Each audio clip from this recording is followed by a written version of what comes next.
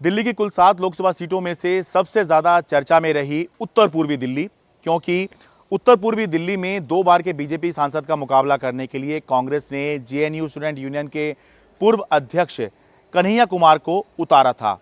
कन्हैया कुमार ने मनोज तिवारी को चुनौती तो दी, लेकिन वो मनोज तिवारी को नहीं हरा पाए। मनोज तिवारी 1,38,000 वोट से चुनाव जीत गए, या यूं समझिए कि कन्हैया कुमार 1,38,000 वोटों से ये चुनाव हार गए। आज मैं आपको ये बता रहा हूं कि कन्हैया कुमार कहां ये चुनाव हार गए या मनोज तिवारी कहां पर ये चुनाव जीत गए। तो इसे समझना शुरू करते हैं। दिल्ली के अंदर एक लोकसभा सीट के अंदर 10 विधानसभा सीटें आती हैं। तो मनोज तिवारी ने 10 में से 6 विधानसभा सीटों पर लीड बनाई। ये हैं बुराड़ी, तिमारपुर, रोहताश नगर, गोंडा, गोकलपुर और करावल नगर। ये इन 6 सीटों पर बीजेपी ने, मनोज तिवारी ने लीड बनाई। जबकि 4 सीटें ऐसी थी 10 में से जिनमें कन्हैया कुमार ने लीड बनाई। ये थी सीमापुरी, सीलमपुर, बाबरपुर और मुस्तफाबाद। तो ये 10 में से 6 मनोज तिवारी के खाते में गई, 4 कन्हैया कुमार के खाते में गई। इन 10 में 4 सीटें ऐसी हैं जिन पर या फिर जिसकी वजह से, जहां पर ऐसी लीड मनोज तिवारी ने बना ली जिसकी वजह से कन्हैया कुमार चुनौती देते देते इस चुनाव को हार गए। ये सीट कौन सी हैं और इनका अंतर समझिए कि ये 4 सीट जो हैं कैसे मनोज तिवारी को चुनाव जिता कर ले गई और कैसे कन्हैया जो हैं ये चुनाव कड़ी टक्कर देने के बावजूद भी हार गए। तो ये सीट सबसे पहले देखिए बुराड़ी की सीट है, बुराड़ी विधानसभा सीट है। यहाँ पर कन्हैया कुमार को मिले 76,735 वोट, जबकि मनोज तिवारी को यहाँ पर मिले 1,46,951 वोट। 70,216 वोटों की लीड अकेले इस विधानसभा सीट पर हो गई। तो एक विधानसभा सीट के अंदर अगर आप 70,000 की लीड ले लेंगे या एक विधानसभा के अंदर अगर आप 70,000 से ट्रेल कर जाएंगे तो चुनाव जो है आपकी पहुंच से बहुत दूर निकल जाता है। ये एक सीट है। दूसरी देखिए करावल नगर। करावल नगर में कन्हैया कुमार को वोट पड़े 70,200 और मनोज तिवारी को 1,10,447 वोट, यानी कि 40,247 वोट की बढ़त इस विधानसभा से मनोज तिवारी को मिल गई। 40,000 की जो लीड जो ट्रेल है वो कन्हैया कुमार हो गए।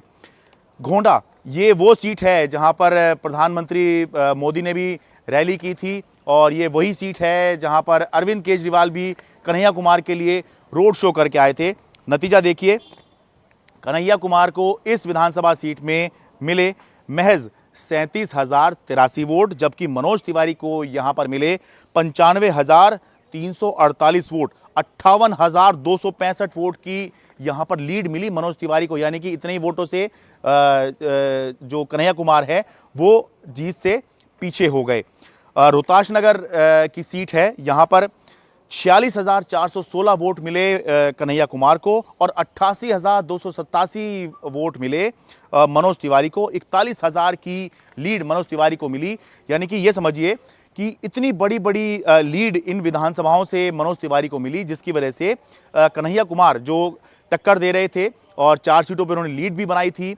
कुछ और सीटें भी हैं जिसमें हम ये कह सकते हैं कि कन्हैया कुमार ने भी लीड बनाई और जो बाकी जो 2 सीटें हैं जिन पे मनोज तिवारी ने लीड बनाई उन पर 10, 15, 20 हज़ार का मार्जिन ज़रूर है, लेकिन कन्हैया कुमार ने भी कुछ सीटों पे मार्जिन बनाया, लीड बनाई। लेकिन जब आप इतने बड़े बड़े मार्जिन से एक विधानसभा में ट्रेल करने लग जाएंगे तो जीत आपके हाथ से बहुत दूर निकल जाती है। और आप ये देखिए कि केवल इन 4 विधानसभाओं में जो लीड मिली है इसका जो आंकड़ा बैठता है वो बैठता है 2,10,000। इन 4 विधानसभाओं से ही इतनी लीड मनोज तिवारी के पास आ गई और कुल मिलाकर 1,38,000 वोटों से मनोज तिवारी चुनाव जीते और 1,38,000 से जो कन्हैया कुमार हैं वो चुनाव हारे। तो अंत में बस बताने वाली एक बात और ये है कि ये जो 4 बहुत भारी भरकम लीड जहां पर मनोज तिवारी ने बनाई है, इसमें एक सीट को छोड़ दें तो 3 तो चलो बीजेपी के पास जो है विधानसभा में भी उन्होंने जीती हुई हैं, लेकिन बुराड़ी की सीट एक ऐसी है जहां पर 70,000 की लीड मनोज तिवारी को बीजेपी को मिली, जबकि इस सीट पर आम आदमी पार्टी का विधायक है जो 88,000 से वोटों से आम आदमी पार्टी 2020 में चुनाव जीती थी। हालांकि दोनों चुनाव अलग अलग होते हैं, लेकिन फिर भी तुलना तो की ही जाती है। तो इन 4 विधानसभाओं की वजह से दिल्ली के अंदर जो सबसे बड़ी लड़ाई थी वो बीजेपी ने जीत ली। मनोज तिवारी जीत गए और कन्हैया कुमार दूसरी बार भी, इससे पहले बेगूसराय में उन्होंने चुनाव लड़ा था 2019 का, 2024 में अब उन्होंने उत्तर पूर्वी दिल्ली से लड़ा था, तो दिल्ली के अंदर उन्होंने चुनाव लड़ा, वो नहीं जीत पाए। मनोज तिवारी लगातार तीसरी बार सांसद बन गए और अब संभव है कि केंद्र सरकार में भी उनको मंत्री पद दिया जाए। दिल्ली से अपने कैमरा पर्सन योगेश नेगी के साथ मैं शरद शर्मा, एनडीटीवी इंडिया।